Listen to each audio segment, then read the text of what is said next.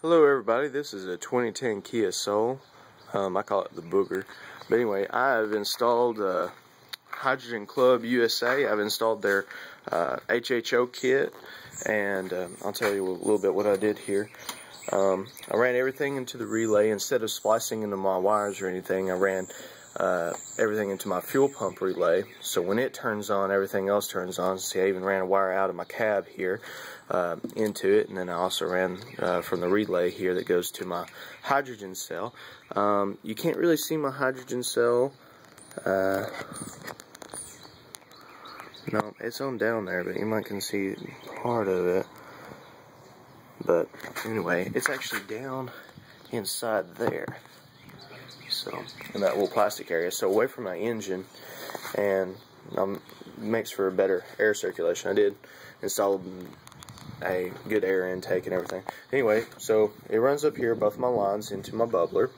My bubbler is just a little bit lower than my little filter here to make sure I don't get any the water into my engine, if it does happen to have any, but I'm not having any problems at all really with that. But a little moisture isn't going to hurt. But anyway, so it bubbles up and comes up through here and goes into my filter. Filter's a little higher than that. It has a mesh screen on here, so catch any of the moisture and put it down in the tube, and I can draw that off if I want to.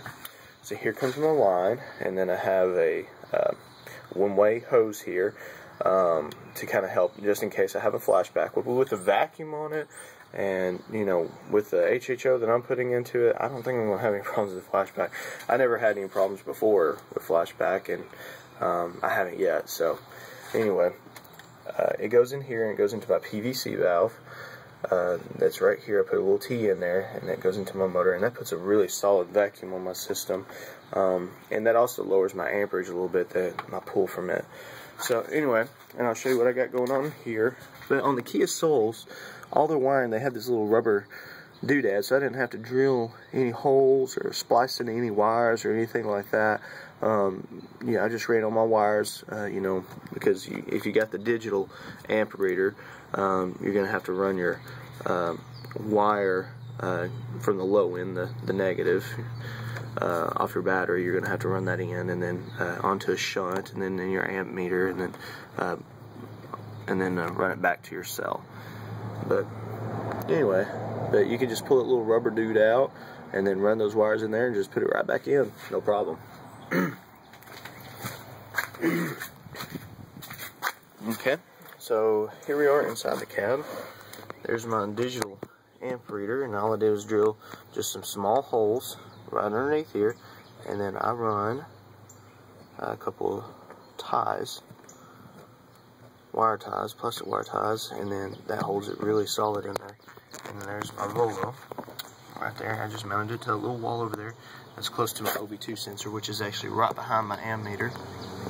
My amp meter back there. Anyway, my OB2, and I spliced the wires in just like I'm supposed to, and I set everything up. Alright, now I'll show you my amp draw. So at cold startup, it looks about like 5 amps. It'll get up to about, when it warms up, it'll get up to about 8, 9. I've seen it most about 11 amps, you know, while I'm driving and stuff, once it's heated up.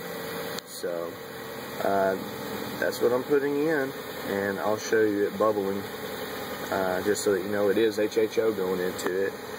And I went from 27.7 miles per gallon on average, and now I am getting 40 miles per gallon. That's not just a rounded up measure or anything like that. It was 40.041, so is what my average came out to. And I tested it on 80 miles, and that's just regular driving, highway, and a little bit of city driving.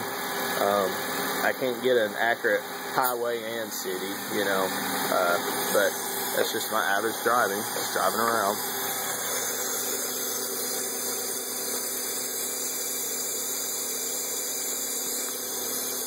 Kind of see all that bubbling going on in there. And that's it, cold. it'll produce about twice as much as what's coming out now once it warms up. But that's good enough for my car. Good enough, especially with running in that vacuum, that PVC valve. That's just good enough. Let me put that vacuum back on. There we go. And you can hear it pull again. It'll even back out. And it's good to go. Anyway, yep, from 27.7 miles per gallon to 40 miles per gallon in a 2010 Kia Soul with the HydroClub USA with their Volo sensor, digital amp meter, single unit, and all the wiring. Can't beat that. Can't beat that. That means that, with my driving, how much I drive, it'll pay for itself in about 6 months on the money that I'm saving, with fuel prices being at $3.77 right now a gallon.